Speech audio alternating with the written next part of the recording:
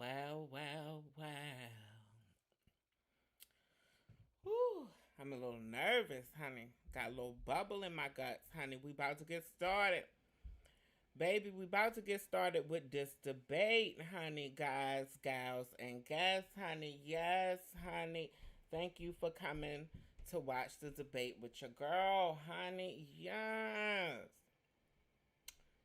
Are y'all excited? Are y'all nervous? I'm a little spooked and nervous. A little bit. Ooh, let's get to it. Let's get to it. Ooh, I think we missing T. Oh, we ain't missing nothing yet. They just talking. Ah! Oh, look at me. Do I look frazzled? Do I look frizzle frazzled? Frizzled and frazzled. Bedazzled. Oh. They,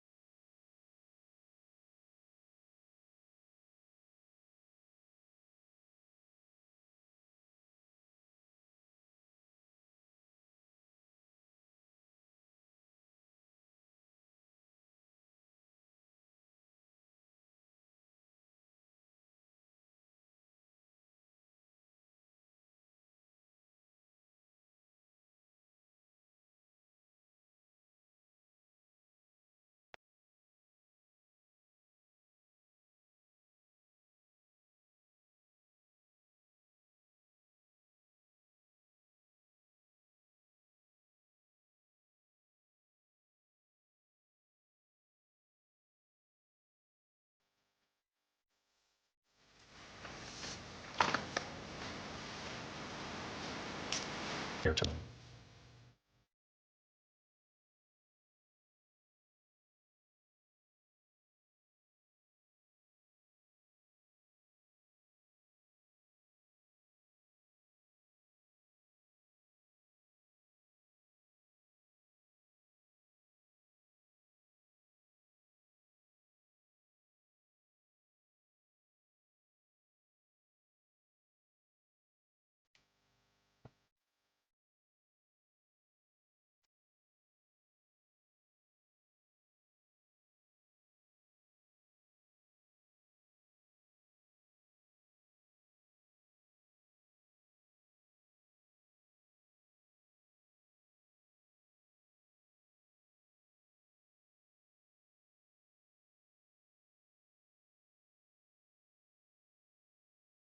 and the cost of housing is too expensive for far too many people. We know that young families need support to raise their children, and I intend on extending a tax cut for those families of $6,000, which is the largest child tax credit that we have given in a long time, so that those young families can afford to buy a crib, buy a car seat, buy clothes for their children. My passion, one of them, is small businesses. My mother raised my sister and me, but there was a woman who helped raise us. We call her our second mother. She was a small business owner. I love our small businesses. My plan is to give a $50,000 tax deduction to startup small businesses, knowing they are part of the backbone of America's economy. My opponent, on the other hand, his plan is to do what he has done before, which is to provide a tax cut for billionaires and big corporations, which will result in $5 trillion to America's deficit. My opponent has a plan that I call the Trump's sales tax, which would be a 20% tax on everyday goods that you rely on to get through the month. Economists have said that that Trump sales tax would actually result for middle-class families in about $4,000 more a year because of his policies and his ideas about what should be the backs of middle-class people paying for tax cuts for billionaires. President Trump, I'll give you 2 minutes. First of all, I have no sales tax. That's an incorrect statement. She knows that. We're doing tariffs on other countries. Other countries are going to finally, after 75 years, pay us back for all that we've done for the world. and the tariff will be substantial in some cases. I took in billions and billions of dollars, as you know, from China. In fact, they never took the tariff off because there was so much money they can't. It would totally destroy everything that they've set out to do. They're taking in billions of dollars from China and other places. They've left the tariffs on. When I had it, I had tariffs, and yet I had no inflation. Look, we've had a terrible economy because inflation has, which is really known as a country buster. It breaks up countries. We have inflation like very few people have ever seen before, probably the worst in our nation's history. We were at 21%, but that's being generous because many things are 50, 60, 70, and 80% higher than they were just a few years ago. This has been a disaster for people, for the middle class, but for every class. On top of that, we have millions of people pouring into our country from prisons and jails, from mental institutions and insane asylums, and they're coming in and they're taking jobs that are occupied right now by African Americans and Hispanics, and also unions. Unions are going to be affected very soon. And you see what's happening. You see what's happening with towns throughout the United States. You look at Springfield, Ohio. You look at Aurora in Colorado. They are taking over the towns. They're taking over buildings. They're going in violently. These are the people that Xi and Biden led into our country, and they're destroying our country. They're dangerous. They're at the highest level of criminality, and we have to get them out. We have to get them out fast. I created one of the greatest economies in the history of our country. I'll do it again and even better. We are going to get to immigration and border security during this debate, but I would like to let Vice President Harris respond on the economy here. Well, I would love to. Let's talk about what Donald Trump left us. Donald Trump left us the worst unemployment since the Great Depression. Donald Trump left us the worst public health epidemic in a century. Donald Trump left us the worst attack on our democracy since the Civil War. And what we have done is clean up Donald Trump's mess. What we have done and what I intend to do is build on what we know are the aspirations and the hopes of the American people. But I'm going to tell you all in this debate tonight, you're going to hear from the same old tired playbook, a bunch of lies, grievances, and name-calling. What you're going to hear tonight is a detailed and dangerous plan called Project 2025 that the former president intends on implementing if he were elected again. I believe very strongly that the American people want a president who understands the importance of bringing us together, knowing we have so much more in common than what separates us. And I pledge to you to be a president for all Americans. President Trump, will give you a minute here to respond. Number one, I have nothing to do, as you know, and as she knows better than anyone, I have nothing to do with Project 2025. That's out there. I haven't read it. I don't want to read it purposely. I'm not going to read it. This was a group of people that got together. They came up with some ideas, I guess some good, some bad. But it makes no difference. I have nothing to do. Everybody knows I'm an open book. Everybody knows what I'm going to do. Cut taxes very substantially and create a great economy like I did before. We had the greatest economy. We got hit with a pandemic. And the pandemic was not since 1917, where 100 million people died, has there been anything like it. We did a phenomenal job with the pandemic. We handed them over a country where the economy and where the stock market was higher than it was before the pandemic came in. Nobody's ever seen anything like it. We made ventilators for the entire world. We got gowns, we got masks, we did things that nobody thought possible. And people give me credit for rebuilding the military. They give me credit for a lot of things, but not enough credit for the great job we did with the pandemic. But the only jobs they got were bounce back jobs. These were jobs bounced back, and it bounced back and it went to their benefit. But I was the one that created them. They know it, and so does everybody else. Vice President Harris, I'll let you respond. So Donald Trump has no plan for you. And when you look at his economic plan, it's all about tax breaks for the richest people. I am offering what I describe as an opportunity economy, and the best economists in our country, if not the world, have reviewed our relative plans for the future of America.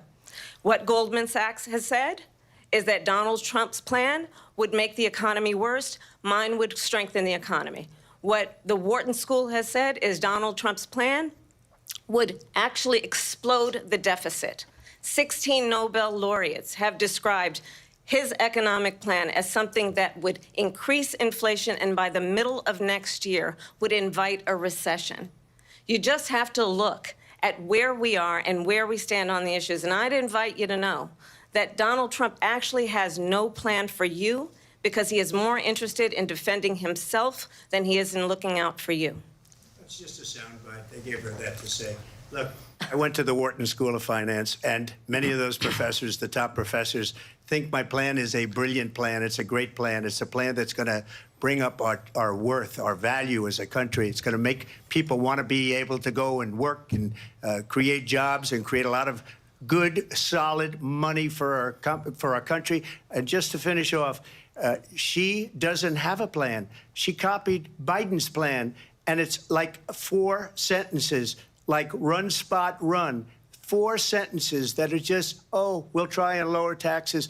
She doesn't have a plan. Take a look at her plan. She doesn't have a plan.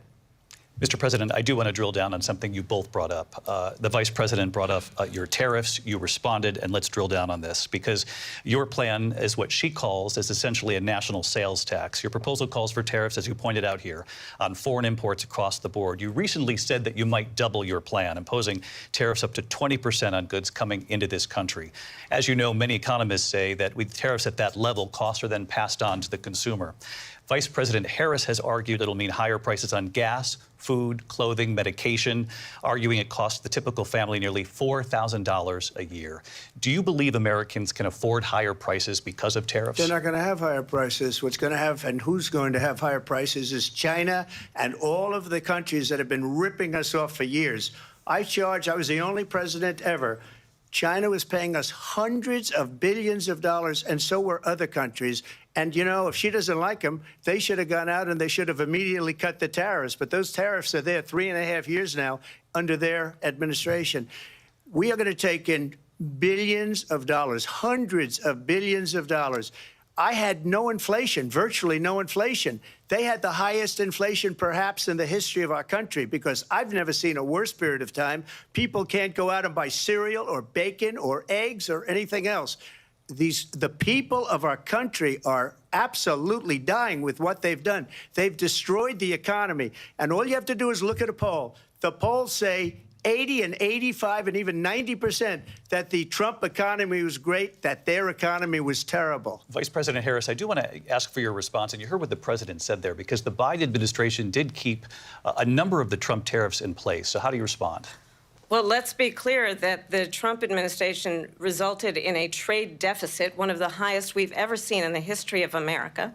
He invited trade wars. You want to talk about his deal with China? What he ended up doing is, under Donald Trump's presidency, he ended up selling American chips to China to help them improve and modernize their military, basically sold us out, when a policy about China should be in making sure the United States of America wins the competition for the 21st century, which means focusing on the details of what that requires, focusing on relationships with our allies, focusing on investing in American-based technology so that we win the race on AI, on quantum computing, focusing on what we need to do to support America's workforce so that we don't end up having, on the short end of the stick, in terms of workers' rights. But what Donald Trump did, let's talk about this, with COVID, is he actually thanked President Xi for what he did during COVID. Look at his tweet.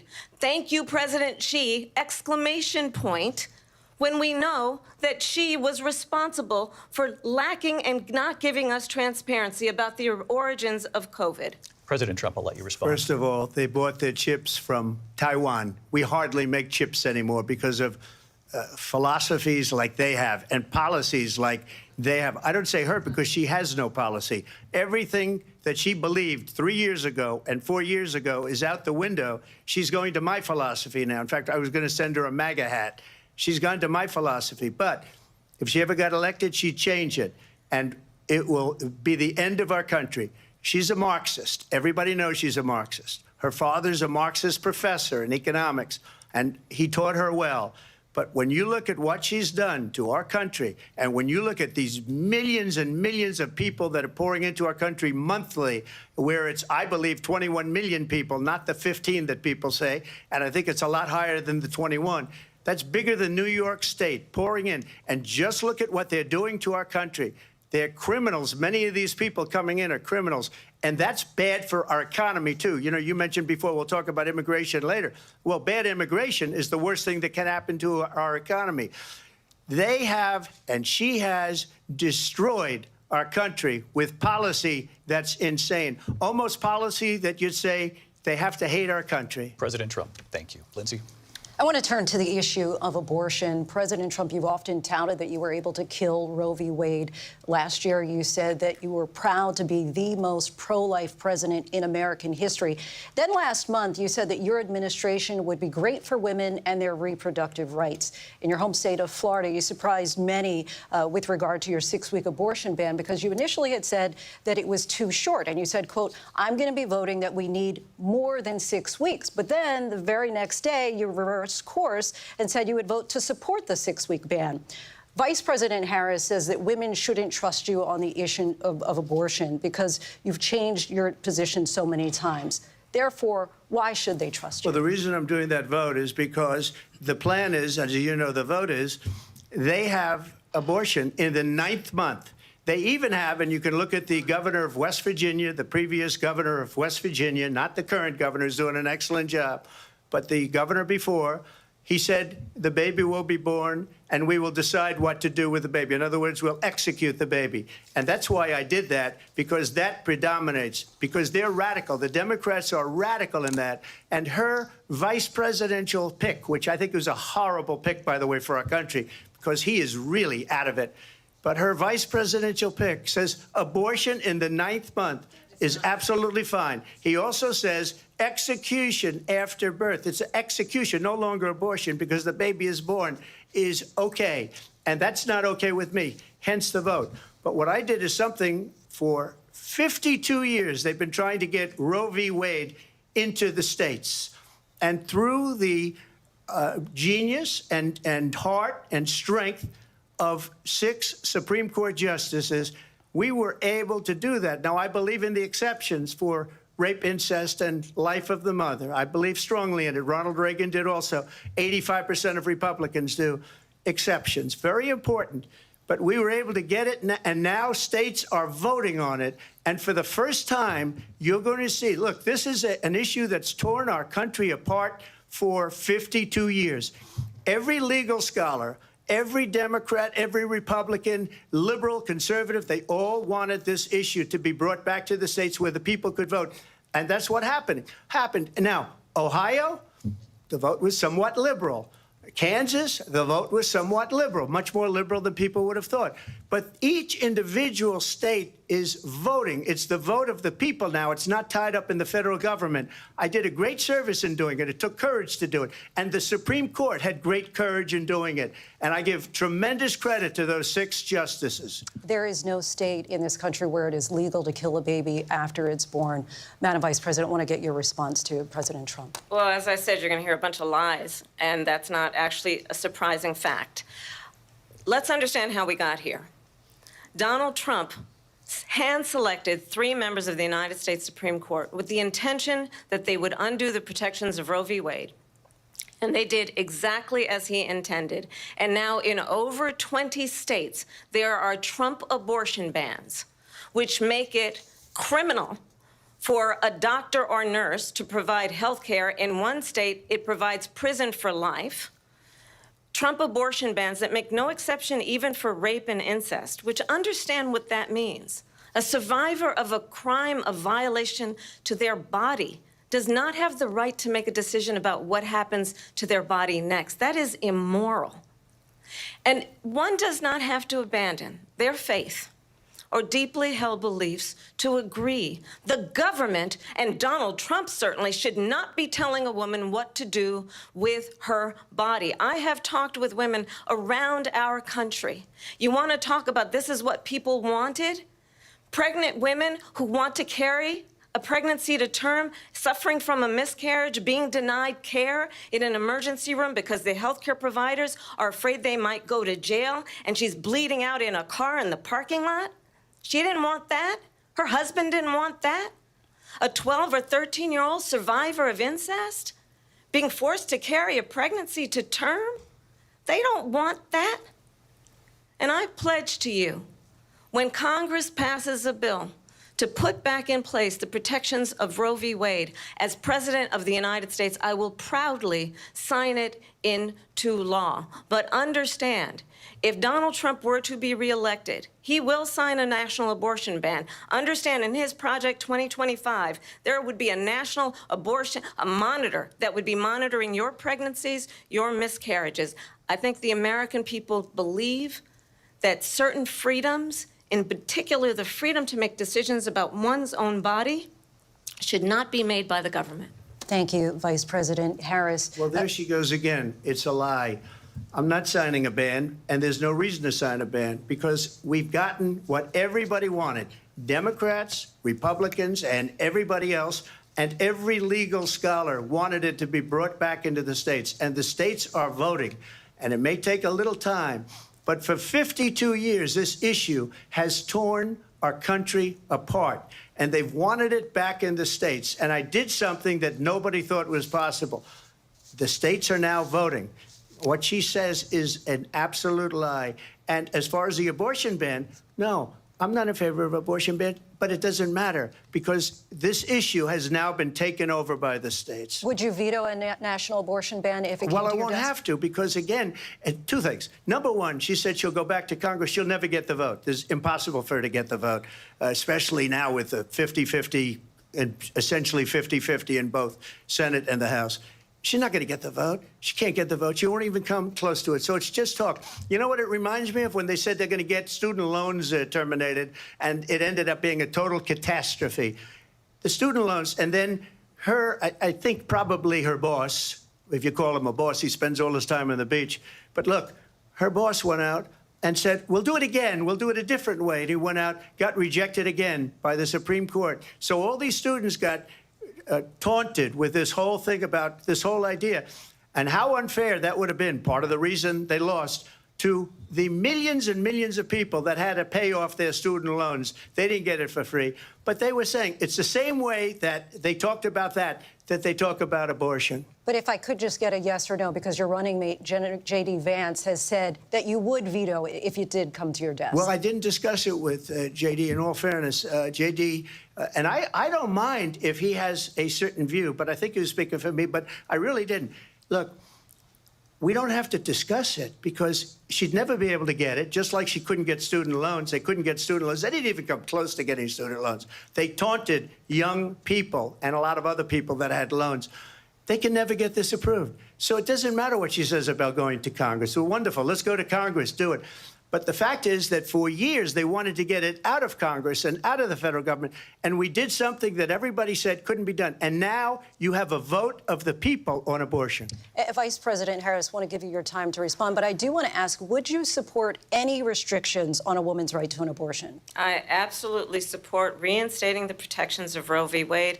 And as you rightly mentioned, nowhere in America is a woman carrying a pregnancy to term and asking for an abortion. That is not happening. It's insulting to the women of America. And understand what has been happening under Donald Trump's abortion bans.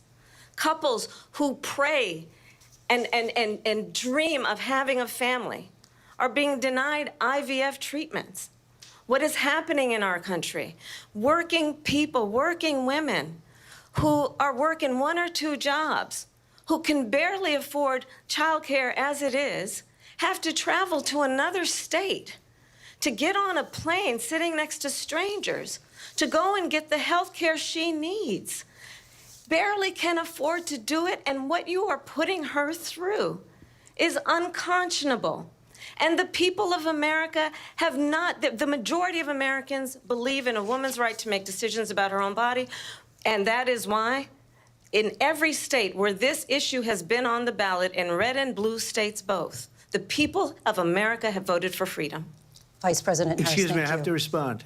Another lie. It's another lie. I have been a leader on IVF, which is fertilization. The IVF, I have been a leader.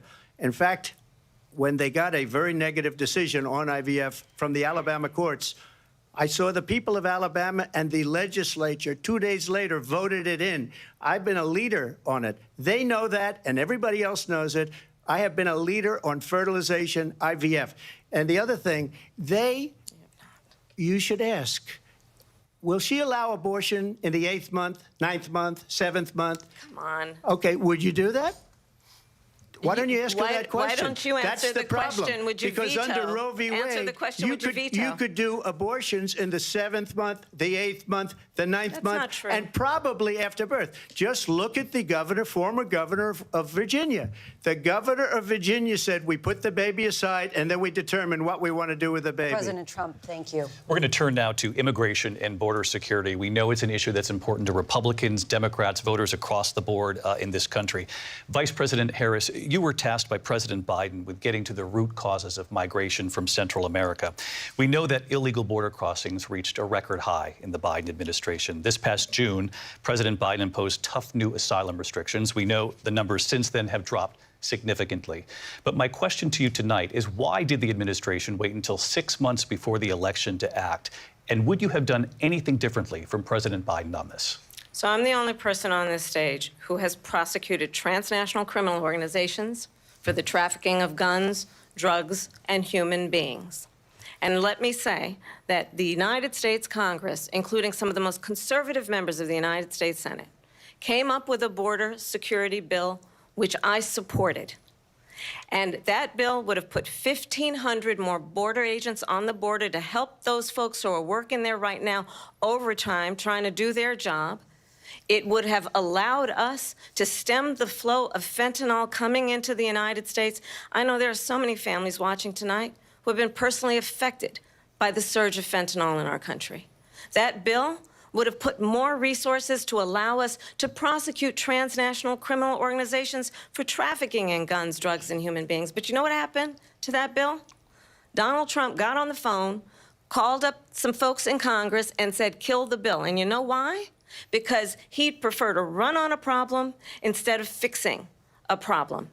And understand, this comes at a time where the people of our country actually need a leader who engages in solutions, who actually addresses the problems at hand. But what we have in the former president is such to you that I will. Vice President Harris, thank you. President Trump, on that point, I want to get your response. Well, I would like to respond. Let me just ask, though, why did you try to kill that bill, and successfully so? That would have put thousands of additional agents and officers on the border. First, let me respond as to the Please. rallies. She said people start leaving. People don't go to her. Make America great again. It's a very simple phrase. Make America great again. She's destroying this country, and if she becomes president, this country doesn't have a chance of success. Not only success, we'll end up being Venezuela on steroids.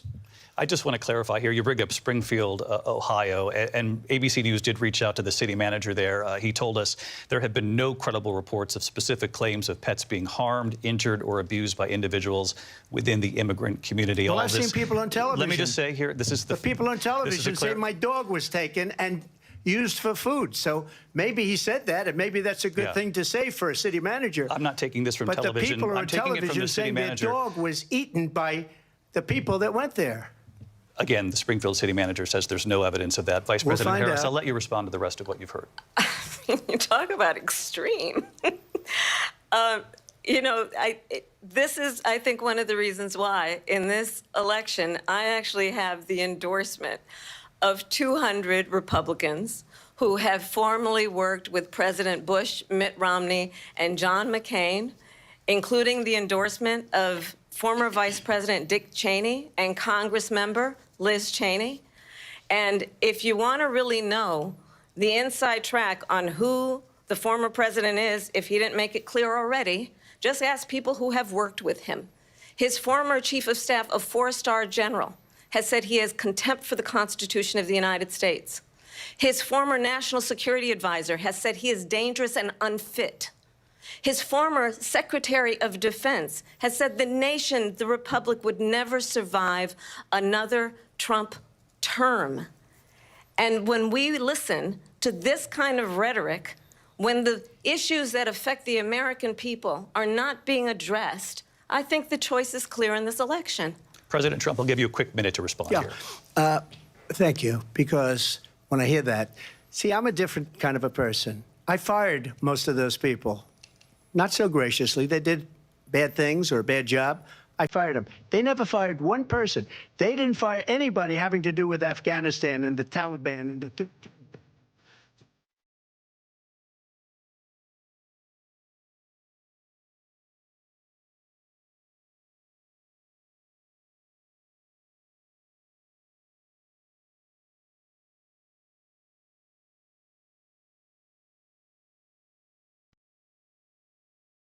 And you take a guy like Esper, he was no good, I fired him, so he writes a book. Another one writes a book, because with me they can write books, with nobody else can they. But they have done such a poor job, and they never fire anybody. Look at the economy, look at the inflation. They didn't fire any of their economists, they have the same people. That's a good way not to have books written about. Republican in history, by far. In fact, I got more votes than any president, sitting president, in history, by far. Let me continue on immigration. It was what you wanted to talk about earlier, so let's get back to your deportation proposal that the vice president has reacted to as well. President Trump, you call this the largest domestic deportation operation in the history of our country. You say you would use the National Guard. You say if things get out of control, you'd have no problem using the U.S. military. Police, yes. You also said you would use local police. How would you deport 11 million undocumented immigrants? I know you believe that number is much higher. Take us through this. What does this look like? Will authorities be going door to door in this country? Yeah, it is much higher because of them. They allowed criminals, many, many millions of criminals. They allowed terrorists. They allowed common street criminals. They allowed people to come in, drug dealers, to come into our country. And they're now in the United States and told by their countries like Venezuela, don't ever come back or we're going to kill you. Do you know that crime in Venezuela and crime in countries all over the world is way down? You know why? Because they've taken their criminals off the street and they've given them to her to put into our country. And this will be one of the greatest mistakes in history for them to allow. And I think they probably did it because they think they're going to get votes, but it's not worth it because they're destroying the fabric of our country by what they've done. There's never been anything done like this at all. They've destroyed the fabric of our country. Millions of people let in, and all over the world, crime is down all over the world except here. Crime here is up and through the roof. Despite their fraudulent statements that they made, crime in this country is through the roof. And we have a new form of crime. It's called migrant crime. And it's happening at levels that nobody thought possible. President Trump, as you know, the FBI says overall violent crime is actually coming down in this country. But Vice President Harris, the FBI they were defrauding statements. They didn't include the worst cities. They didn't include the cities with the worst crime. It was a fraud. Just like their number of 818,000 jobs that they said they created turned out to be a fraud. President Trump, thank you. I'll let you respond, Vice President Harris.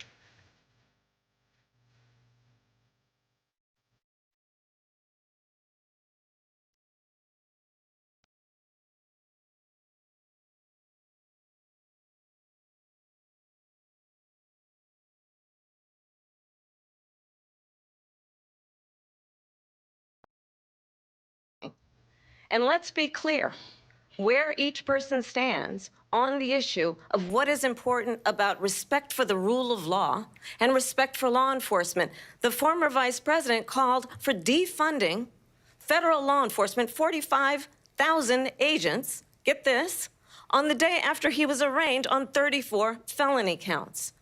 So let's talk about what is important in this race. It is important that we move forward, that we turn the page on this same old tired rhetoric and address the needs of the American people, address what we need to do about the housing shortage, which I have a plan for, address what we must do to support our small businesses, address bringing down the price of groceries.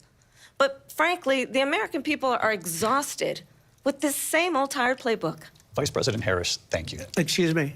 Every one of those cases was started by them against their political opponent. And I'm winning most of them, and I will win the rest on appeal. And you saw that with the decision that came down just recently from the Supreme Court. I'm winning most of them. But those are cases, it's called weaponization. Never happened in this country. They weaponized the Justice Department. Every one of those cases was involved with the DOJ, from Atlanta and Fani Willis to the Attorney General of New York and the DA in New York. Every one of those cases. And then they say, oh, he's a criminal. They're the ones that made them go after me. By the way, Joe Biden was found essentially guilty on the documents case. And what happened in my documents case? They said, oh, that's the toughest of them all. A complete and total victory. 2 months ago, it was thrown out. It's weaponization, and they used it, and it's never happened in this country. They used it to try and win an election. They're fake cases. President Trump, thank you. A really quick response here, Vice President Harris, on this notion of weaponization of the Justice Department. Well, let's talk about extreme and understand the context in which this election in 2024 is taking place. The United States Supreme Court recently ruled that the former president would essentially be immune from any misconduct if he were to enter the White House again. Understand, this is the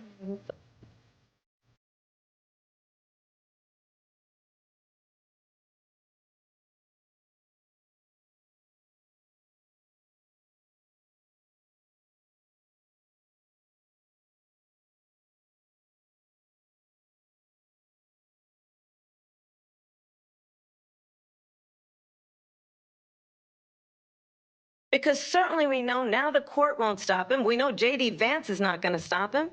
It's up to the American people Vice President to stop Harris, him. Thank you. Lindsay? Vice President Harris, in your last run for president. This is the one that weaponized, not me. She weaponized. A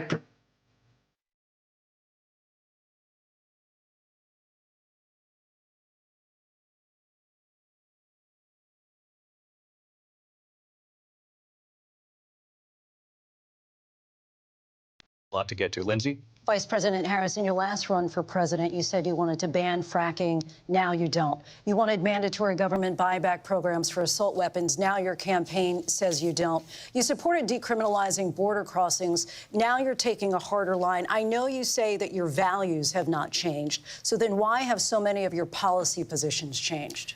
So my values have not changed, and I'm going to discuss at least every point that you've made. But in particular, let's talk about fracking, because we're here in Pennsylvania. I made that very clear in 2020. I will not ban fracking. I have not banned fracking as Vice President of the United States. And in fact, I was the tie-breaking vote on the Inflation Reduction Act, which opened new leases for fracking.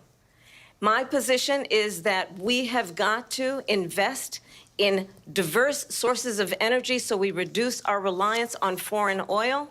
We have had the largest increase in domestic oil production in history because of an approach that recognizes that we cannot over-rely on foreign oil.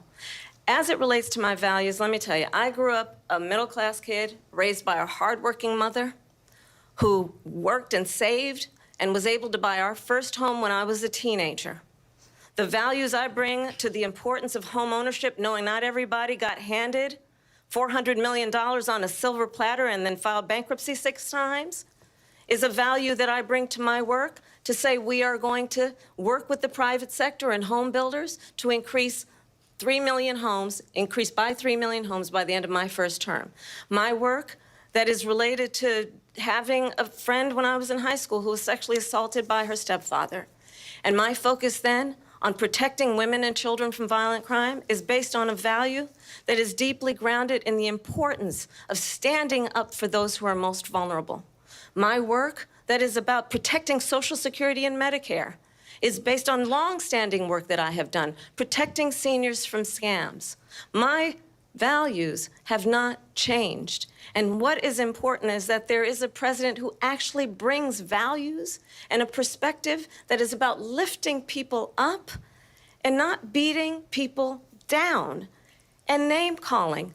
The true measure of the leader is the leader who actually understands the strength is not in beating people down, it's in lifting people up. I intend to be that president. President Trump, your Well, response? first of all, I wasn't given $400 million. I wish I was. My father was a Brooklyn builder, Brooklyn, Queens, and a great father, and I learned a lot from him. But I was given a fraction of that, a tiny fraction, and I built it into many, many billions of dollars, many, many billions. And when people see it, they are even surprised. So we don't have to talk about that. Fracking, she's been against it for 12 years. Defund the police, she's been against that forever. She gave all that stuff up very wrongly, very horribly, and everybody's laughing at it, okay? They're all laughing at it. She gave up at least 12 and probably 14 or 15 different policies. Like, she was big on defund the police. In Minnesota, she went out, wait a minute, I'm talking now, if you don't mind, please. Does that sound familiar? She went out in Minnesota and wanted to let criminals that killed people, that burned down Minneapolis, she went out and raised money to get them out of jail. She did things that nobody would ever think of. Now she wants to do transgender operations on illegal aliens that are in prison. This is a radical left liberal that would do this. She wants to confiscate your guns, and she will never allow fracking in Pennsylvania. If she won the election, fracking in Pennsylvania will end on day one. Just to finish, one thing so important in my opinion. So I got the oil business going like nobody has ever done before. When they took over, they got rid of it, started getting rid of it, and the prices were going up the roof. They immediately let these guys go to where they were. I would have been 5 times, 4 times, 5 times higher, because you're talking about 3.5 years ago. They got it up to where I was because they had no choice, because the prices of energy were quadrupling and doubling. You saw what happened to gasoline. So they said, let's go back to Trump. But if she won the election, the day after that election, they'll go back to destroying our country, and oil will be dead, fossil fuel will be dead, we'll go back to windmills, and we'll go back to solar, where they need a whole desert to get some energy to come out of it. You ever see a solar plant? By the way, I'm a big fan of solar, but they take 400, 500 acres of desert President soil. Trump, we have a These lot are of not good issues things that we for the have to get environment, to. as she We're out of time. understands. Thank you. Lindsay, thank you. We have an election in just 56 days. And I want to talk about the peaceful transfer of power, which, of course, we all know is a cornerstone of our democracy, and the role of a president in a moment of crisis. Mr. President, on January 6th, you told your supporters to march to the Capitol. You said you would be right there with them. The country and the world saw what played out at the Capitol that day, the officers coming under attack. Aides in the West Wing say you watched it unfold on television off the Oval Office. You did send out tweets, but it was more than 2 hours before you sent out that video message telling your supporters to go home. Is there anything you regret about what you did on that day? You just said a thing that isn't covered. Peacefully and patriotically, I said during my speech, not later on. Peacefully and patriotically. And nobody on the other side was killed. Ashley Babbitt was shot by an out-of-control police officer that should have never, ever shot her. It's a disgrace. But we didn't do this group of people that have been treated so badly.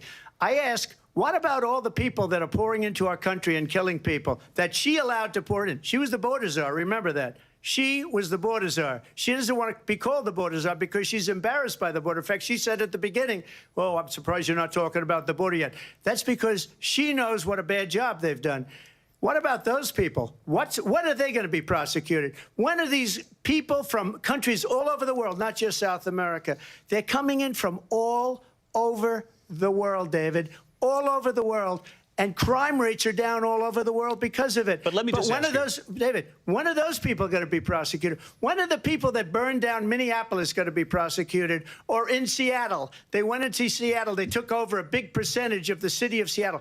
When are those people going to be prosecuted? But let me just ask you. You might ask her that question. You were the president. You were watching it unfold on television. It's a very simple question as we move forward toward another election. Is there anything you regret about what you did on that day? Yes or no? I had nothing to do with that other than they asked me to make a speech. I showed up for a speech. I said, I think it's going to be big. I went to Nancy Pelosi and the mayor of Washington, D.C., and the mayor put it back in writing, as you know. I said, you know, this is going to be a very big rally or whatever you want to call it. And again, it wasn't done by me. It was done by others. I said, I'd like to give you 10,000 National Guard or soldiers They rejected me. Nancy Pelosi rejected me. It was just 2 weeks ago. Her daughter has a tape of her saying she is fully responsible for what happened. They want to get rid of that tape. It would have never happened if Nancy Pelosi and the mayor of Washington did their jobs.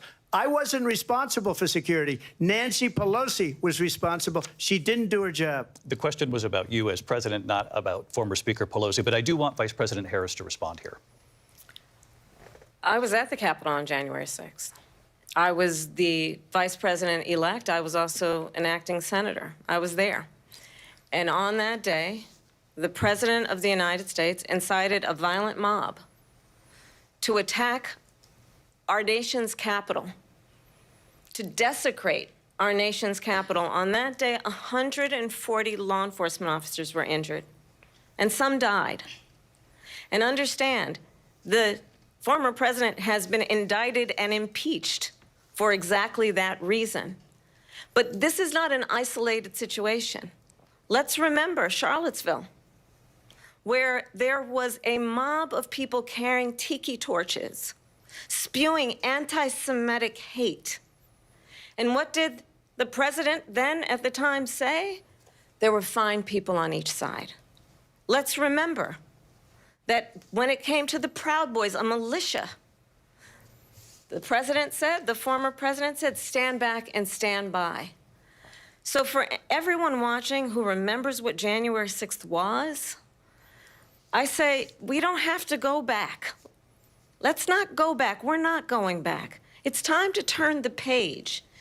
And if that was a bridge too far for you, well, there is a place in our campaign for you to stand for country, to stand for our democracy, to stand for rule of law, and to end the chaos, and to end the approach that is about attacking the foundations of our democracy because you don't like the outcome. And be clear on that point. Donald Trump, the candidate, has said in this election there will be a bloodbath if this and the outcome of this election is not to his liking. Let's turn the page on this. Let's not go back. Let's chart a course for the future and not go backwards to the past. Let me just follow up here. It was a different term, and it was a term that related to energy because they have destroyed our energy business. That was where bloodbath was. Also, on Charlottesville, that story has been, as you would say, debunked. Laura Ingraham, Sean Hannity, Jesse, all of these people, they covered it. If they go an extra sentence, they will see it was perfect. It was debunked in almost every newspaper, but they still bring it up, just like they bring 2025 up. They bring all of this stuff up. I ask you this. You talk about the Capitol. Why are we allowing these millions of people to come through on the southern border? How come she's not doing anything? And I'll tell you what I would do, and I would be very proud to do it. I would say we would both leave this debate right now. I'd like to see her go down to Washington, D.C. during this debate because we're wasting a lot of time. Go down to, because she's been so bad, it's so ridiculous. Go down to Washington, D.C. and let her sign a bill to close up the border because they have the right to do it. They don't need bills. They have the right to do it. The President of the United States, you'll get him out of bed. You'll wake him up at 4 o'clock in the afternoon. Right. You'll say, come on down to the office. Let's sign a bill. If he signs a bill that the border is closed, all he has to do is say it to the Border Patrol, who are phenomenal. If they do that, the border is closed. Mr. Those President, people are killing many people, unlike J6. We talked immigration here tonight. I do want to focus on this next issue to both of you because it really brings us this into focus, truth in these times that we're living in. Mr. President, for 3.5 years after you lost the 2020 election, you repeatedly falsely claimed that you won, many times saying you won in a landslide. In the past couple of weeks leading up to this debate, you have said, quote, you lost by a whisker, that you, quote, didn't quite make it, that you came up a little bit short. I said that? Are you now acknowledging that you lost in 2020? No, I don't acknowledge that at all. But I you said did that say sarcastically. You know that. It was said, oh, we lost by a whisker. That was said sarcastically. Look, there's so much proof. All you have to do is look at it. And they should have sent it back to the legislatures for approval. I got almost 75 million votes, the most votes any sitting president has ever gotten. I was told if I got 63, which was what I got in 2016, you can't be beaten. The election, people should never be thinking about an election as fraudulent. We need two things. We need walls we need, and we have to have it, we have to have borders and we have to have good elections. Our elections are bad. And a lot of these illegal immigrants coming in, they're trying to get them to vote. They can't even speak English. They don't even know what country they're in practically. And these people are trying to get them to vote. And that's why they're allowing them to come into our country. I did watch all of these pieces of video. I didn't detect the sarcasm, lost by a whisker. We didn't quite make it. And we should just point out here as clarification, and you know this, you and your allies, 60 cases in front of many judges, many of them Republican. No judge looked at it. And said they there was said no we didn't have widespread fraud. standing. That's the other thing.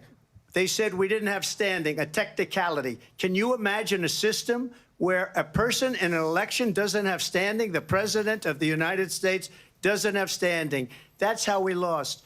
If you look at the facts, and I'd love to have you'll do a special on it. I'll show you Georgia, and I'll show you Wisconsin, and I'll show you Pennsylvania, and I'll show you. We have so many facts and statistics, but you know what? That doesn't matter, because we have to solve the problem that we have right now. That's old news. And the problem that we have right now is we have a nation in decline, and they have put it into decline. We have a nation that is dying, David. Mr. President, thank you. Vice President Harris, you heard the president there tonight. He said he didn't say that he lost by a whisker. So he still believes he did not lose the election that was won by President Biden and yourself.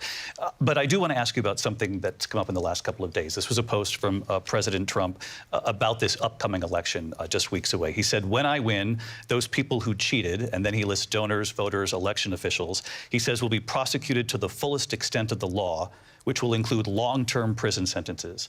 One of your campaign's top lawyers responded saying, we won't let Donald Trump intimidate us. We won't let him suppress the vote. Is that what you believe he's trying to do here? Donald Trump was fired by 81 million people. Biden put it back on day one, but he ended the XL pipeline. The XL pipeline in our country, he ended that. But he let the Russians build a pipeline going all over Europe and heading into Germany, the biggest pipeline in the world. Look, Viktor Orban said it. He said the most respected, most feared person is Donald Trump. We had no problems when Trump was president. But when this weak, pathetic man that you saw at a debate just a few months ago, that if he weren't in that debate, he'd be running instead of her. She got no votes. He got 14 million votes. What you did, you talk about a threat to democracy. He got 14 million votes, and they threw him out of office. And you know what? I'll give you a little secret. He hates her. He can't stand her. But he got 14 million votes. They threw him out. She got 0 votes. And when she ran, she was the first one to leave because she failed. And now she's running. I don't understand it, but I'm okay with it because your time is I up. think we're going to do very well. We've got a lot more to get to. Turning now to the Israel-Hamas war and the hostages who are still being held, Americans among them. Vice President Harris, in December, you said, quote, Israel has a right to defend itself, but you added, quote, it matters how, saying international humanitarian law must be respected. Israel must do more to protect innocent civilians. You said that 9 months ago. Now an estimated 40,000 Palestinians are dead. Nearly 100 hostages remain. Just last week, Prime Minister Benjamin Netanyahu said there's not a deal in the making. President Biden has not been able to break through the stalemate. How would you do it? Well, let's understand. President Trump, how would you negotiate with Netanyahu and also Hamas in order to get the hostages out and prevent the killing of more innocent civilians in Gaza? If I were president, it would have never started. If I were president, Russia would have never, ever, I know Putin very well, he would have never, and there was no threat of it either, by the way, for 4 years, have gone into Ukraine and killed millions of people when you add it up, far worse than people understand what's going on over there. But when she mentions about Israel, all of a sudden, she hates Israel. She wouldn't even meet with Netanyahu when he went to Congress to make a very important speech. She refused to be there because she was at a sorority party of hers. She wanted to go to the sorority party. She hates Israel. If she's president, I believe that Israel will not exist within 2 years from now. And I've been pretty good at predictions, and I hope I'm wrong about that one. She hates Israel. At the same time, in her own way, she hates the Arab population, because the whole place is going to get blown up. Arabs, Jewish people, Israel will be gone. It would have never happened. Iran was broke under Donald Trump. Now Iran has $300 billion because they took off all the sanctions that I had. Iran had no money for Hamas or Hezbollah or any of the 28 different spheres of terror. And they are spheres of terror, horrible terror. They had no money. It was a big story, and you know it. You covered it very well, actually. They had no money for terror. They were broke. Now they're a rich nation, and now what they're doing is they're spreading that money around. Look at what's happening with the Houthis and Yemen.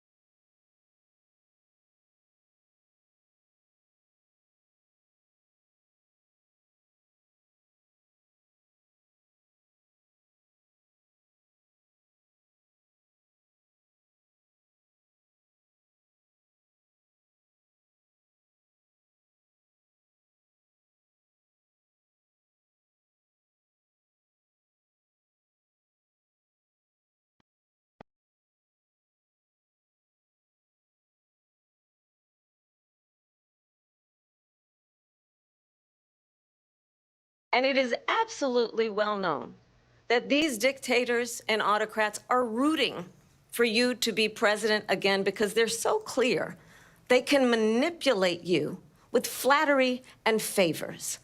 And that is why so many military leaders who you have worked with have told me you are a disgrace.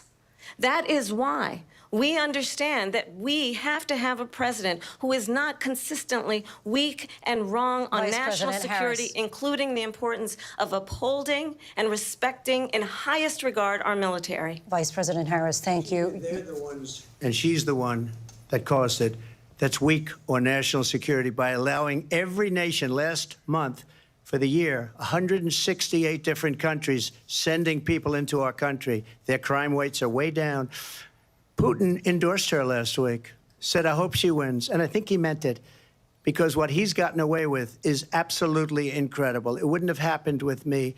The leaders of other countries think that they're weak and incompetent, and they are. They're grossly incompetent. And I just ask one question. Why does Biden go in and kill the Keystone Pipeline and approve the single biggest deal that Russia's ever made, Nord Stream 2, the biggest pipeline anywhere in the world going to Germany and all over Europe?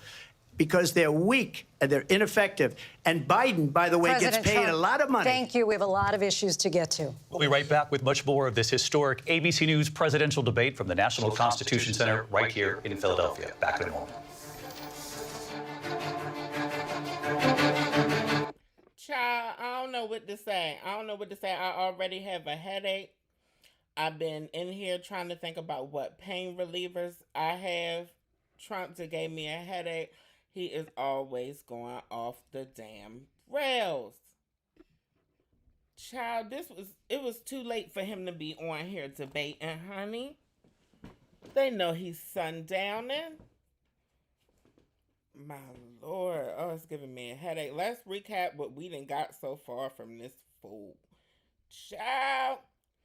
Honey, he done already lied about the abortion ban. Everything he said about the abortion ban was a lie. He avoided talking about how he killed the border. How he killed the border bill. Honey. They eating the cats and dogs. I would not be able to stand up there and debate him in real life. I wouldn't be able to do it. I would not be able to stand there and debate him in real life without laughing. This man is the entirety of the fool. The whole fool and nothing but the fool at Whole Foods. Bitch, so help me God, honey. That's why he not Christian. They eating the pets. He said they eating the cats and dogs, lions, tigers, and bears, honey. The immigrants. Everything is the immigrants' fault. Everything is the immigrants' fault. So all the bad people just coming to America, huh?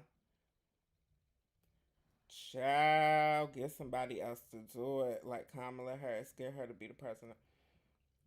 Misogynistic talk about she ain't got no policies. That's dumb. He'd have been every time he tries to downgrade her. That's very misogynistic because the math don't math. She's the one with the most political experience on the stage.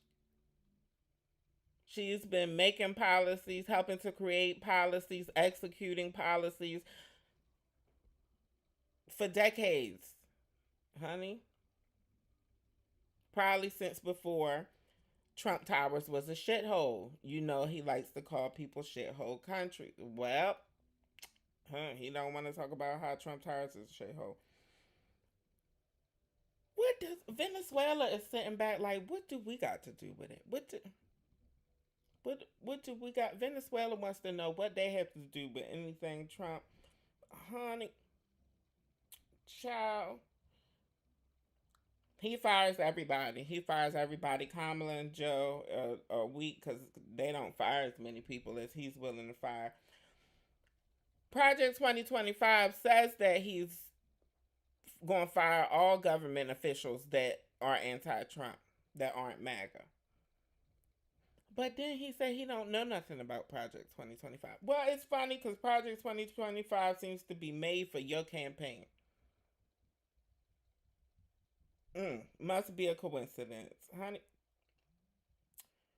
What he said about violent crimes increasing in America was a lie. Of course, that's a lie. We got too much technology and too much supervision for that to be the case these days. They got a lot of commercials. He said that weaponizing the legal system has never happened. Weaponizing the legal system has never happened, he said, even though the legal system was built on capturing and convicting black people. And even now, it's literally modern day slavery, especially with the fact that we have all these wrongful convictions that keep coming out due to DNA technology. Honey, shout out to the Innocence Project, baby. Weaponizing the legal system has never happened until it happened to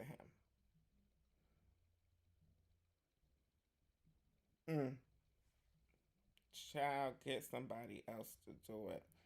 Should have got somebody else to debate Kamala. Transgender operations on illegal aliens. We got a new soundbite, y'all. We got a new soundbite. Honey. We not just doing the transgender operations on the kids no more. We are doing them on illegal aliens. I don't know if they're coming from Venezuela or Mars. I don't know what type of alien exactly Trump is talking about because you know he likes to slur people. When I think alien, I think UFO and ufology. I think we're back at the debate, baby. Mr. President, it has been the position of the Biden administration that we must defend Ukraine from Russia, from Vladimir Putin, to defend their sovereignty, their democracy, that it's in America's best interest to do so, arguing that if Putin wins, he may be emboldened to move even further into other countries. You have said you would solve this war in 24 hours. You said so just before the break tonight. How exactly would you do that? And I want to ask you a very simple question tonight. Do you want Ukraine to win this war? I want the war to stop. I want to save lives that are being uselessly, people being killed by the millions. It's the millions. It's so much worse than the numbers that you're getting, which are fake numbers.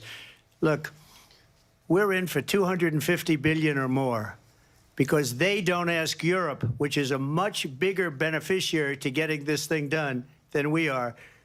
They're in for $150 billion less because Biden and you don't have the courage to ask Europe like I did with NATO. They paid billions and billions, hundreds of billions of dollars when I said, either you pay up or we're not going to protect you anymore. So that's maybe one of the reasons they don't like me as much as they like weak people. But you take a look at what's happening. We're in for 250 to 275 billion. They're into 100 to 150. They should be forced to equalize. With that being said, I want to get the war settled. I know Zelensky very well, and I know Putin very well. I have a good relationship, and they respect your president, okay? They respect me. They don't respect Biden. How would you respect him? Why? For what reason? He hasn't even made a phone call in 2 years to Putin, hasn't spoken to anybody. They don't even try and get it. That is a war that's dying to be settled. I will get it settled before I even become president. If I win, when I'm president-elect, and what I'll do is I'll speak to one, I'll speak to the other, I'll get them together. That war would have never happened. And in fact, when I saw Putin after I left, unfortunately left because our country has gone to hell. But after I left, when I saw him building up soldiers, he did it after I left, I said, oh, he must be negotiating. It must be a good, strong point of negotiation. Well, it wasn't, because Biden had no idea how to talk to him. He had no idea how to stop it. And now you have millions of people dead, and it's only getting worse, and it could lead to World War III. Don't kid yourself, David. We're playing with World War III, and we have a president that we don't even know if he's... Where is our president? We don't even know if he's a president. And just to clarify they here... They threw him out of a campaign like a dog. We don't even know. Is he our president? But we have a president, Mr. President, that doesn't know he's alive. Your time is up. Just to clarify in the question, do you believe it's in the U.S. best interests for Ukraine to win this war, yes or no? I think it's the U.S. best interest to get this war finished and just get it done. All right. Negotiate a deal, because we have to stop all of these human lives from being destroyed. I want to take this to Vice President Harris. I want to get your thoughts on support for Ukraine in this moment, but also, as Commander-in-Chief, if elected, how would you deal with Vladimir Putin, and would it be any different from what we're seeing from President Biden? Well, first of all, it's important to remind the former president you're not running against Joe Biden, you're running against me. I believe the reason that Donald Trump says that this war would be over within 24 hours is because he would just give it up. And that's not who we are as Americans. Let's understand what happened here. I actually met with Zelensky a few days before Russia invaded, tried through force to change territorial boundaries, to defy one of the most important international rules and norms, which is the importance of sovereignty and territorial integrity. And I met with President Zelensky. I shared with him American intelligence about how he could defend himself. Days later, I went to NATO's eastern flank, to Poland and Romania. And through the work that I and others did, we brought 50 countries together to support Ukraine in its righteous defense. And because of our support, because of the air defense, the ammunition, the artillery, the javelins, the Abrams tanks that we have provided, Ukraine stands as an independent and free country. If Donald Trump were president, Putin would be sitting in Kyiv right now. And understand what that would mean, because Putin's agenda is not just about Ukraine.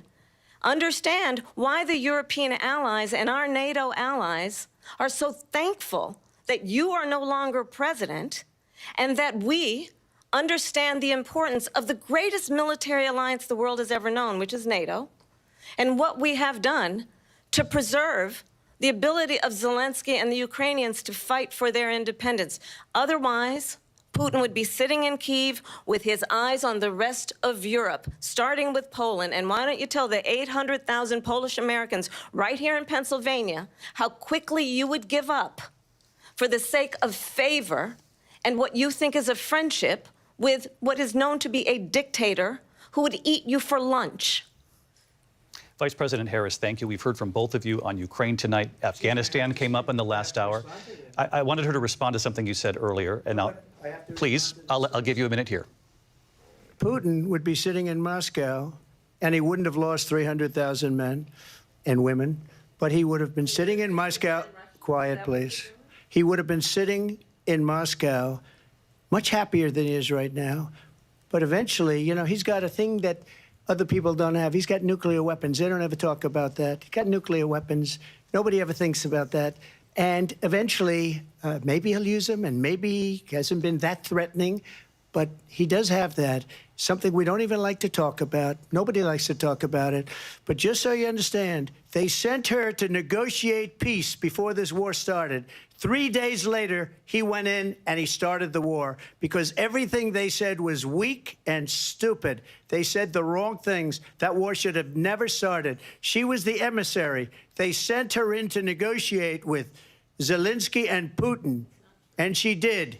And the war started 3 days later. Vice And President? that's the kind of talent we have with her. She's worse than Biden. In my opinion, I think he's the worst president in the history of our country. She goes down as the worst vice president in the history of our country. But let me tell you something. She is a horrible negotiator. They sent her in to negotiate. As soon as they left, Putin did the invasion. President Trump, thank you. You did bring up something. You said she went to negotiate with Vladimir Putin. Vice President Harris, have you ever met Vladimir Putin? Can you clarify tonight? Yet again, I said it at the beginning of this debate, you're going to hear a bunch of lies coming from this fellow. And that is another one. When I went to meet with President Zelensky, I've now met with him over 5 times. The reality is it has been about standing as America always should, as a leader upholding international rules and norms, as a leader who shows strength, understanding that the alliances we have around the world are dependent on our ability to look out for our friends and not favor our enemies because you adore strongmen instead of caring about democracy. And that is very much what is at stake here. The President of the United States is commander-in-chief. And the American people have a right to rely on a president who understands the significance of America's role and responsibility in terms of ensuring that there is stability and ensuring we stand up for our principles and not sell them for the benefit of personal flattery. We've talked about Ukraine and Vladimir Putin. I do want to talk about Afghanistan. It came up in the first hour of this debate. I want to move on to Afghanistan. Stoltenberg said Trump did the most amazing thing I've ever seen. He got these countries, the 28 countries at the time, to pay up. He said, I've never seen. He's the head of NATO. He said, I've never seen. For years, we were paying almost all of NATO. We were being ripped off by European nations, both on trade and on NATO. I got them to pay up by saying one of the statements you made before, if you don't pay, we're not going to protect you. President Otherwise, Trump. we would have never gotten it. He said it was one of the most incredible jobs that he's ever seen done. Thank you. I want to turn to Afghanistan. It came up in the first hour of the debate, and we witnessed a poignant moment today on Capitol Hill, honoring the soldiers who died in the chaotic withdrawal from Afghanistan. I do want to ask the Vice President, do you believe you bear any responsibility in the way that withdrawal played out? Well, I will tell you, I agreed with President Biden's decision to pull out of Afghanistan. 4 presidents said they would, and Joe Biden did. And as a result, America's taxpayers are not paying the $300 million a day we were paying for that endless war.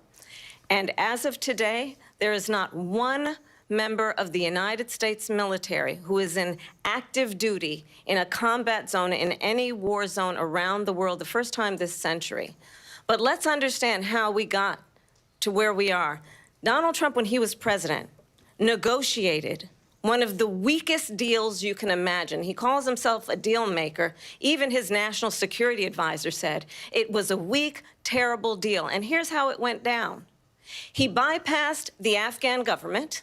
He negotiated directly with a terrorist organization called the Taliban.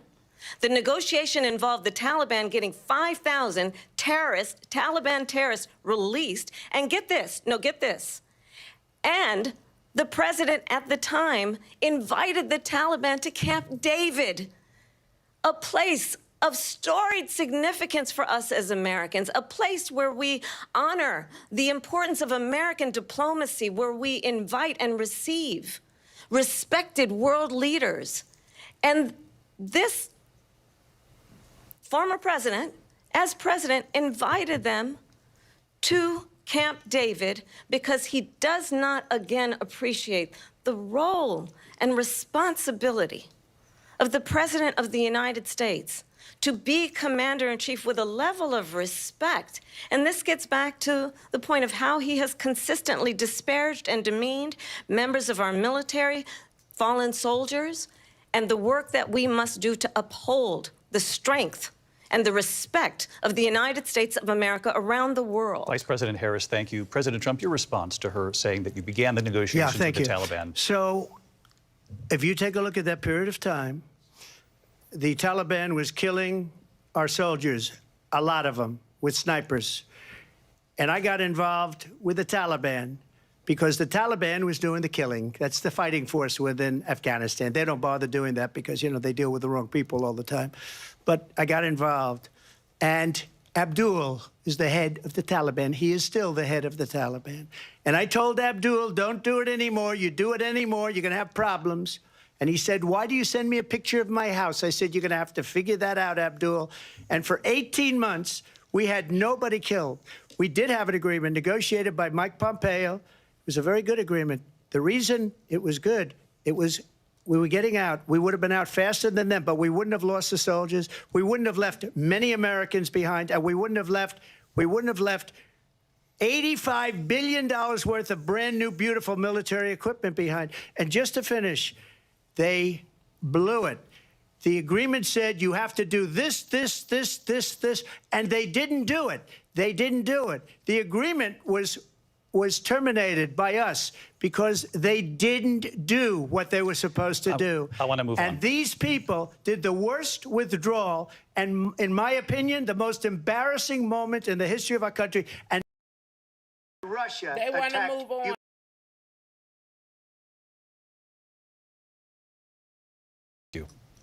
I want to move on now to race and politics in this country. Mr. President, you recently said of Vice President Harris, quote, I didn't know she was black until a number of years ago when she happened to turn black, and now she wants to be known as black. I want to ask a bigger picture question here tonight. Why do you believe it's appropriate to weigh in on the racial identity of your opponent? I don't, and I don't care. I don't care what she is. I don't care. You make a big deal out of something. I couldn't care less. Whatever she wants to be is okay with me. But those were your words, so I'm asking. I don't know. I mean, all I can say is I read where she was not black, that she put out, and I'll say that. And then I read that she was black, and that's okay. Either one was okay with me. That's up to her. That's up to her. Vice President Harris, your thoughts on this? I think it's, I mean, honestly, I think it's a tragedy that we have someone who wants to be president who has consistently, over the course of his career, attempted to use race to divide the American people. You know, I do believe that the vast majority of us know that we have so much more in common than what separates us, and we don't want this kind of approach that is just constantly trying to divide us, and especially by race. And let's remember how Donald Trump started. He was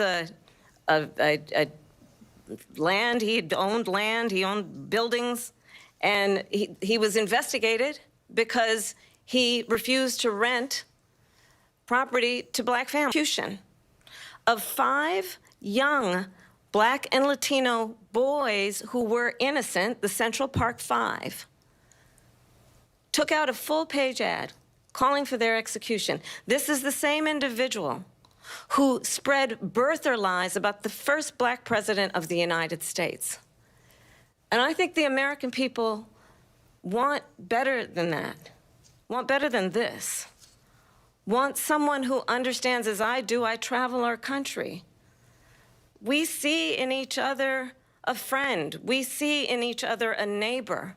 We don't want a leader who is constantly trying to have Americans point their fingers at each other.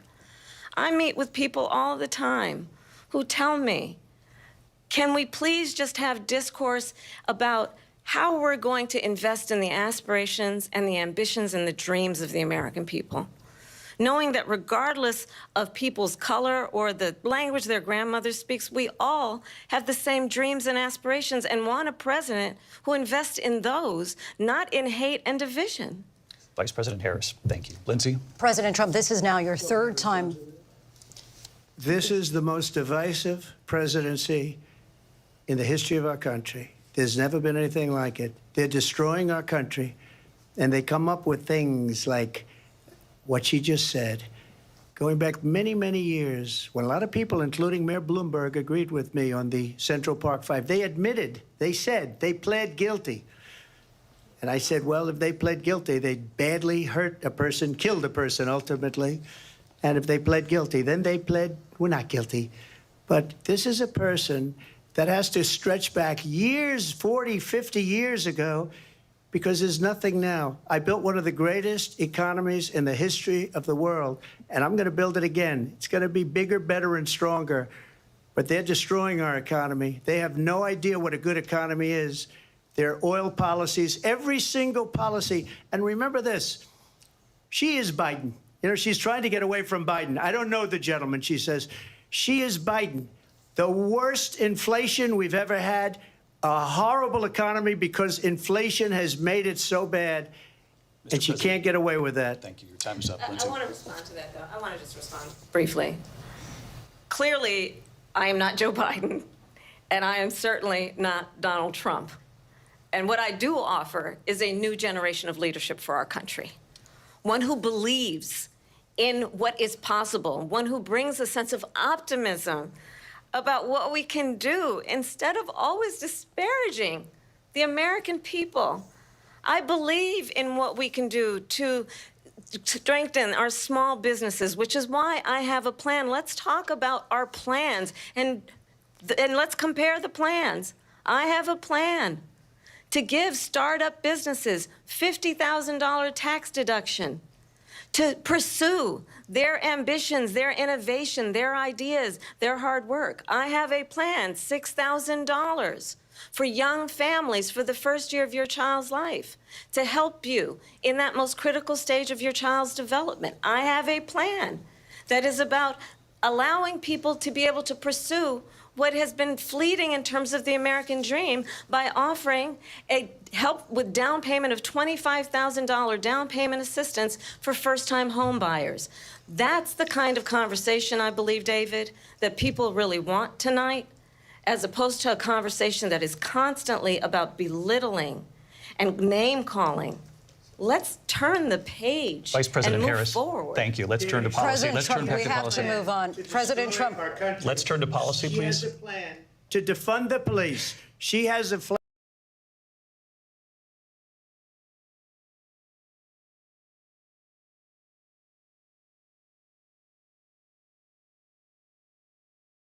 President Trump, No, the President former Trump. president has said No, I'm something sorry. twice that I need to respond No, to. I'm sorry. We're I going just need to move on, respond Vice one President time Harris. to what he has President said Trump, this multiple is times. now your Yes. third time running for president. You have long vowed to repeal and replace the Affordable Care Act, also known as Obamacare. You have failed to accomplish that. You now say you're going to keep Obamacare, quote, unless we can do something much better. Correct. Last month, you said, quote, we're working on it. So tonight, 9 years after you first started running, do you have a plan, and can you tell us what it is? Obamacare was lousy health care, always was. It's not very good today.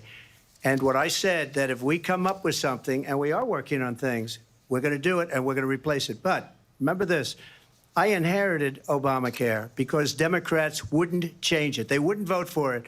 They were unanimous. They wouldn't vote to change it.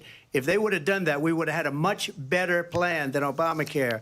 But the Democrats came up. They wouldn't vote for it. I had a choice to make when I was president. Do I save it and make it as good as it can be, never going to be great, or do I let it rot? And I felt I had an obligation, even though politically it would have been good to just let it rot and let it go away. I decided, and I told my people, the top people, and they're very good people. I have a lot of good people in that administration. We read about the bad ones. We had some real bad ones, too, and so do they. They have really bad ones. The difference is they don't get rid of them. But let me just explain. I had a choice to make. Do I save it and make it as good as it can be, or do I let it rot? And I saved it. I did the right thing. But it's still never going to be great, and it's too expensive for people. And what we will do is we're looking at different plans. If we can come up with a plan that's going to cost our people, our population, less money and be better health care than Obamacare, then I would absolutely do it. But until then, I'd run it as good as it can be run. So just a yes or no, you still do not have a plan? I have concepts of a plan. I'm not president right now. But if we come up with something, I would only change it if we come up with something that's better and less expensive. And there are concepts and options we have to do that. And you'll be hearing about it in the not-too-distant future. Vice President Harris, in 2017, you supported Bernie Sanders' proposal to do away with private insurance and create a government-run health care system. 2 years later, you proposed a plan that included a private insurance option. What is your plan today? Well, first of all, I absolutely support, and over the last 4 years as vice president, private health care options. But what we need to do is maintain and grow the Affordable Care Act. But I'll get to that, Lindsay. I just need to respond to a previous point that the former president has made. I've made very clear my position on fracking. And then this business about taking everyone's guns away. Tim Walz and I are both gun owners. We're not taking anybody's guns away. So stop with the continuous lying about this stuff. As it relates to the Affordable Care Act, understand, just look at the history to know where people stand. When Donald Trump was president, 60 times he tried to get rid of the Affordable Care Act. 60 times. I was a senator at the time when I will never forget the early morning hours when it was up for a vote in the United States Senate. And the late, great John McCain, who you have disparaged as being, you don't like him, you said, at the time because he got caught. He was an American hero. The late, great John McCain, I will never forget that night, walked onto the Senate floor and said, no, you don't. No, you don't. No, you don't. I don't have to tell the people watching tonight, you remember what that was like? Remember when an insurance company could deny if a child had asthma, if someone was a breast cancer survivor, if a grandparent had diabetes? And thankfully, as I've been vice president and we over the last 4 years have strengthened the Affordable Care Act, we have allowed for the first time Medicare to negotiate drug prices on behalf of you, the American people. Donald Trump said he was going to allow Medicare to negotiate drug prices. He never did. We did. And now we have capped the cost of insulin at $35 a month. Since I've been vice president, we have capped the cost of prescription medication for seniors at $2,000 a year. And when I am president, we will do that for all people, understanding that the value I bring to this is that access to health care should be a right and not just a privilege of those who can afford it. And the plan has to be to strengthen the Affordable Care Act, not get rid of it. Vice President Harris, thank you. In terms of where Donald Trump stands on that. I want to move to an issue that's important for a lot of... She made a mistake. Number one, John McCain fought Obamacare for 10 years. But it wasn't only him. It were all of the Democrats that kept it going. And you know what? We can do much better than Obamacare, much less money. But she won't improve private insurance for people, private medical insurance. That's another thing she doesn't want to get. People are paying privately for insurance that have worked hard, ready to be on government insurance where you wait 6 months for an operation that you need immediately. President Trump, thank you. We have another issue that we'd like to get to that's important for a number of Americans, in particular younger voters, and that's climate change. President Trump, with regard to the environment, you say that we have to have clean air and clean water. Vice President Harris, you call climate change an existential threat. The question to you both tonight is, what would you do to fight climate change? And Vice President Harris, we'll start with you. 1 minute for you each. Well, the former president had said that climate change is a hoax. And what we know is that it is very real. You ask anyone who lives in a state who has experienced these extreme weather occurrences, who now is either being denied home insurance or it's being jacked up. You ask anybody who has been the victim of what that means in terms of losing their home, having nowhere to go. We know that we can actually deal with this issue. The young people of America care deeply about this issue. And I am proud that as vice president over the last 4 years, we have invested $1 trillion in a clean energy economy, while we have also increased domestic gas production to historic levels. We have created over 800,000 new manufacturing jobs while I have been vice president. We have invested in clean energy to the point that we are opening up factories around the world. Donald Trump said he was going to create manufacturing jobs. He lost manufacturing jobs. And I'm also proud to have the endorsement of the United Auto Workers and Sean Fain, who also know that part of building a clean energy economy includes investing in American-made products, American automobiles. It includes growing what we can do around American manufacturing and opening up auto plants, not closing them like happened under Donald Trump. Vice President Harris, thank you. That didn't happen under Donald Trump. Let me just tell you, they lost 10,000 manufacturing jobs this last month. It's going, they're all leaving. They're building big auto plants in Mexico, in many cases owned by China. They're building these massive plants, and they think they're going to sell their cars into the United States because of these people. What they have given to China is unbelievable. But we're not going to let that. We'll put tariffs on those cars so they can't come into our country, because they will kill the United Auto Workers, and any auto worker, whether it's in Detroit or South Carolina or any other place. What they've done to business and manufacturing in this country is horrible. We have nothing because they refuse. You know, Biden doesn't go after people because supposedly China paid him millions of dollars. He's afraid to do it. Between him and his son, they get all this money from Ukraine. They get all this money from all of these different countries. And then you wonder, why is he so loyal to this one, that one, Ukraine, China? Why is he? Why did he get $3.5 million from the mayor of Moscow's wife? Why did she pay him $3.5 million?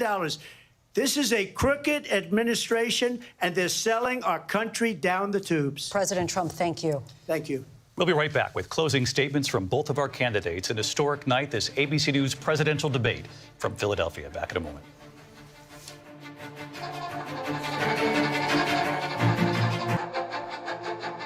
The ABC News presidential debate. I know you fucking... I got a headache already. Witch King said, last time I checked, every material used to make American cars come from China, which means China gets paid even from the production of American cars. Child, we had this conversation all the time when I'm live and I'm doing unboxing and I talk about how the China man supports me. Yep. Honey, half of y'all is on the China man right now. Say hey to TikTok. They got some stake in it now, though, but they still mad. Child, honey. First, he said energy efficiency is bad. But then when it was time to talk about energy efficiency, he talks about electric car companies putting the U.S. car companies out of business. Well, that sums him up right there. He cares more about people making money than the planet actually lasting longer for people to be able to habitate it, live here, survive, breathe, oxygen. Yep. He said Chevrolet is more important than our offspring and generations to come. Child, he said that the only person who had got sniped during the insurrection, during the MAGA insurrection, was the girl on his side, Lorena Bobbitt, Ashley Bobbitt. It don't matter what her name is, honey. She wasn't the only one, honey. There were several police people taken out, but maybe he thought that the police people were MAGA as well.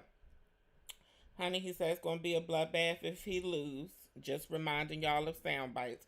Oh, I'm sure y'all going to see all this online. Plenty of it, honey. Quote, he said Charlottesville was perfect. He said Charlottesville was perfect. You know, Charlottesville when they were sniping and taking out innocent people for protesting. He said that was perfect.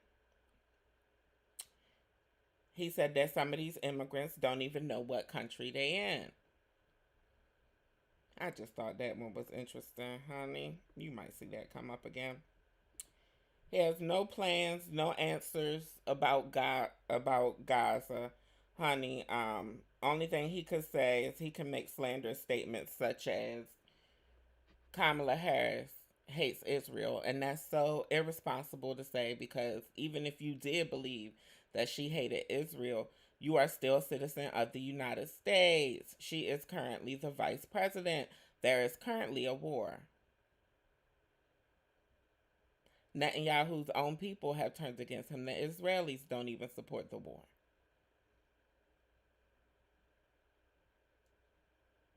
So I think it's safe to say that Israelis hate Israel right now too. But why would you say that during a presidential debate? When the whole world is watching. And y'all think that this person is responsible enough to be president? Sure. He said that the fight for Jerusalem and Zionism didn't exist when he was a president. Now, I know we was all locked in the house and shut down with COVID-19, 2021. You know, I know we was all shut down and locked in the house and all that. The world didn't stop. It really didn't. I know it felt like it. But peace in the Middle East had not been established while Trump was in office. He keeps trying to paint this picture that he was somehow the best president and Biden has been the worst. No, statistics show that he's been the worst thus far. Yeah, even people in the other countries know it. He invited the Taliban to Camp David. I didn't even know that. See, I didn't know that he invited the Taliban because he liked Abdul. He was talking to Abdul, so he invited Abdul to Camp David, where you go to celebrate fallen American soldiers.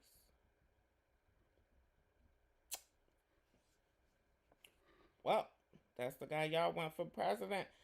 Not to mention he telling whole national security secrets. Told y'all that he had the Taliban. Thank you. And that is our ABC News presidential debate from here in Philadelphia at the National Constitution Center. I'm Lindsay Davis. And I'm David Muir.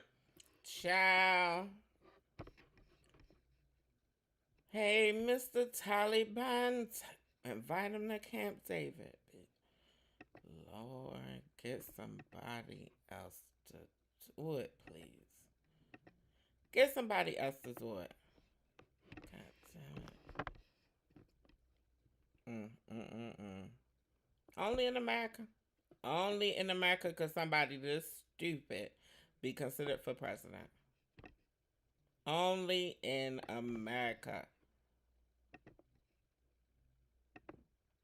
He's the damn nominee.